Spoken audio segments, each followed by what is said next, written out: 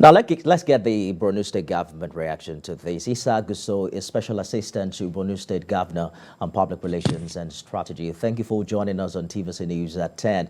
Clem Agba is saying Thank you for that having me. governors' wide projects in the cities are not focusing on the rural poor is what is responsible for increasing poverty. Precisely how is the Zulum administration reacting to this? First of all, I won't be speaking for the governors because we have the Nigerian Governors Forum, which is quite competent to respond. But I would say that every state has got its peculiarity and every governor has got his own style and its focus.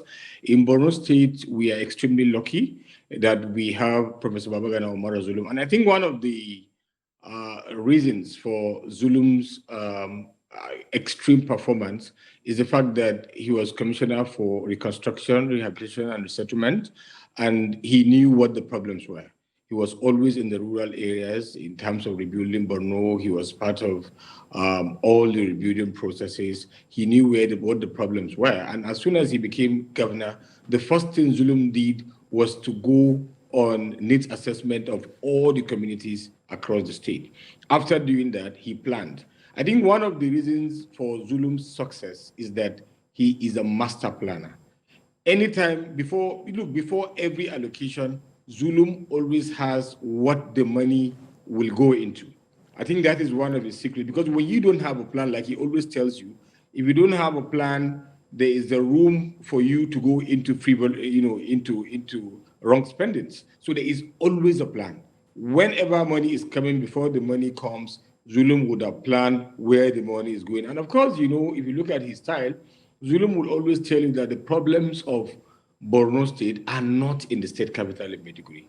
I don't think Zulum has been a governor, within the last 3.5 years, there is no month that he didn't undertake one developmental or humanitarian program or another across the local government areas. He hardly stays in Maiduguri. But like I would say, it's about prudence, it's about planning, it's about prioritizing, it's about knowing the problems. Because no matter the passion that you might have as a leader, unless you know the problems, you don't know how to solve them.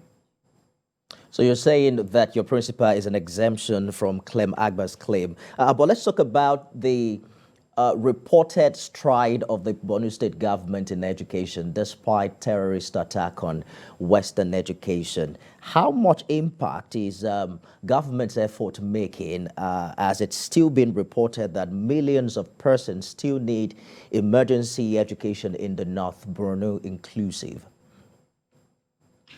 First of all, Zulum's performance cuts beyond all sectors. But let's talk about education. The whole ideology of the Boko Haram is against the Western education. And this is a professor.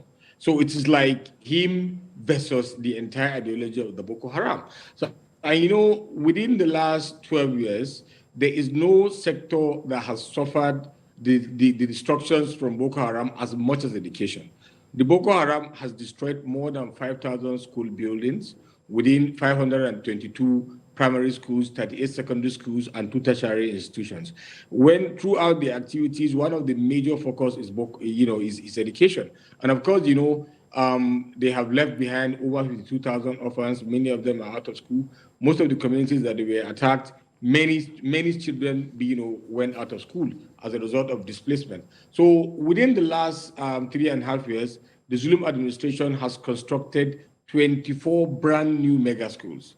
The administration has rehabilitated 108 primary and secondary schools across the state. The governor has done massively, in the state university. And all these schools are open for business. Can you confirm if all the schools are open?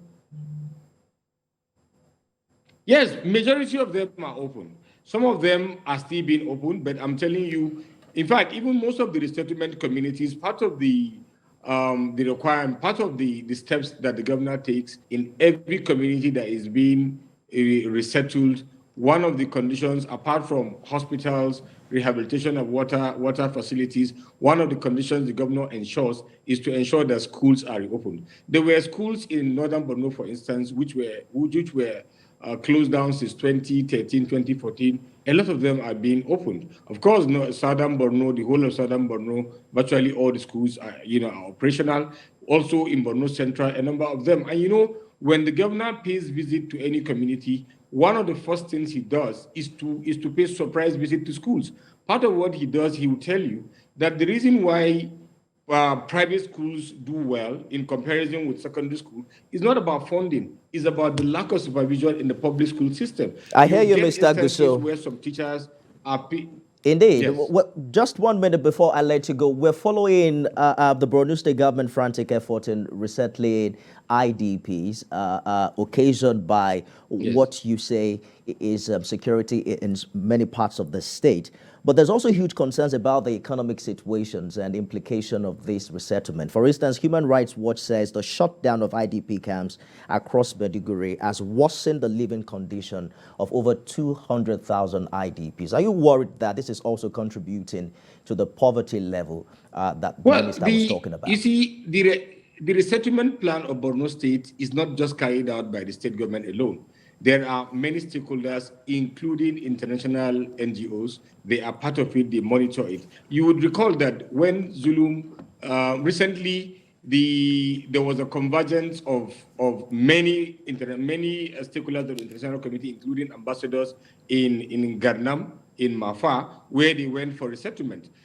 Last year, they were all in Banki. So a lot of the resettlement plans of the Borno State government, the INGOs are involved, they monitor it. The fact of the matter is that you recall that when Zulum thought about reopening Baga, some people said it was going to be problematic, but Baga is a success story. The same thing with Banki, the same thing with Monguno. So look, a lot of this, of course, you can't have a perfect situation. Okay. But I'm telling you, there is a monitoring mechanism through which we monitor every step, and wherever there's a need for any humanitarian It's a good place to live it, Mr. Gusau. I'm afraid we have to go now. Special Advisor to Borno State Governor on Public Relations and Strategy, Issa Gusau. Thank you for talking to us on the news tonight.